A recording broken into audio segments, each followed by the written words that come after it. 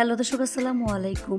সবাইকে স্বাগতম জানাচ্ছি আমার আজকের পর্বে। আজকে আমি আপনাদের পেঁয়াজ আর চাউলের গুঁড়া দিয়ে দারুণ মজার বিকেলের নাস্তা তৈরি করে দেখাবো। এই নাস্তাটি তৈরি করা খুবই সহজ, উপকরণও খুব কম লাগে।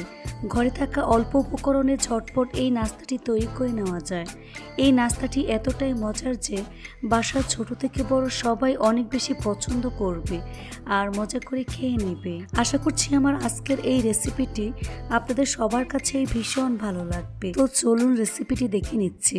এই রেসিপিটি তৈরি করার জন্য প্রথমে একটি মিক্সিং বলে 1 কাপ পরিমাণ পেঁয়াজ কুচি দিয়ে দিচ্ছি, হাফ কাপ পরিমাণ পেঁয়াজের কলি দিয়ে দিচ্ছি, 1 টেবিল চামচ পরিমাণ কাঁচামরিচ কুচি, 2 টেবিল চামচ পরিমাণ ধনিয়া পাতা কুচি, হাফ চা চামচ পরিমাণ আস্ত জিরা দিয়ে দিচ্ছি, হাফ চা চামচ পরিমাণ আস্ত ধনিয়া দিয়ে দিচ্ছি, চিলি ফ্লেক্স দিয়ে দিচ্ছি হাফ চা চামচ পরিমাণ, স্বাদ মতো লবণ দিয়ে দিচ্ছি,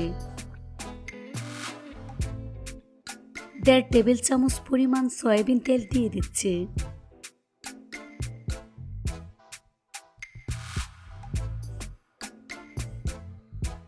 এখন সবগুলো উপকরণ খুব ভালো করে কষলিয়ে মিশিয়ে নিতে হবে।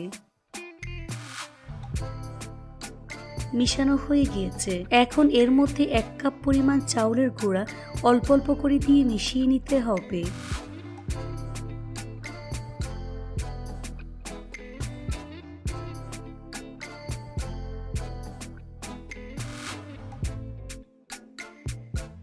খুব ভালো করে মিশিয়ে নেওয়ার পর এর মধ্যে অল্প অল্প করে পানি অ্যাড করে নরম একটি ডো তৈরি করে নিতে হবে।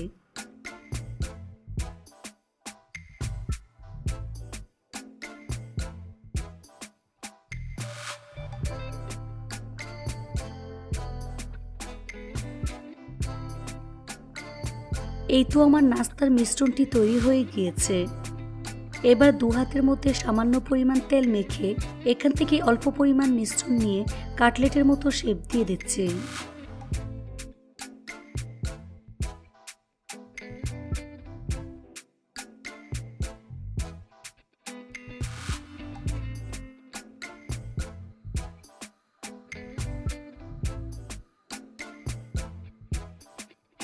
এই তো আমার নাস্তা তৈরি হয়ে গিয়েছে।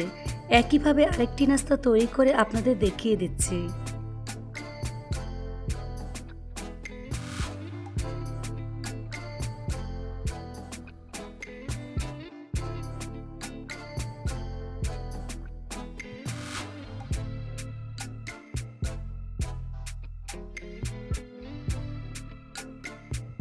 এই তো আরও একটি নাস্তা তৈরি হয়ে গিয়েছে।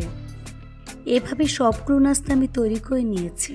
নাস্তাগুলো ভাজার জন্য চুলে একটি ফ্রাই প্যান বসিয়ে এর মধ্যে অল্প পরিমাণ সয়াবিন তেল দিয়ে তেলটাকে মিডিয়াম আঁচে গরম করে নিয়েছি। এখন এই গরম তেলে নাস্তাগুলো একে একে দিয়ে দিচ্ছি।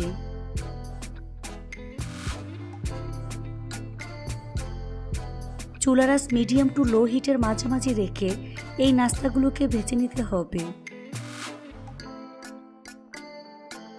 এভাবে কিছুক্ষণ পরপর উল্টে পাল্টে নাস্তাগুলোকে গোল্ডেন ব্রাউন কালার করে ভেজে নিতে হবে।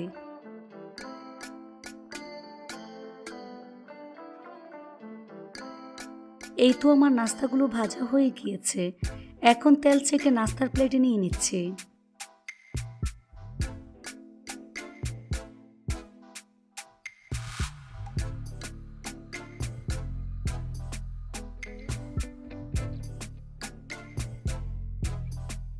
তারপর পরিবেশন করে আপনাদের দেখিয়ে দিচ্ছি।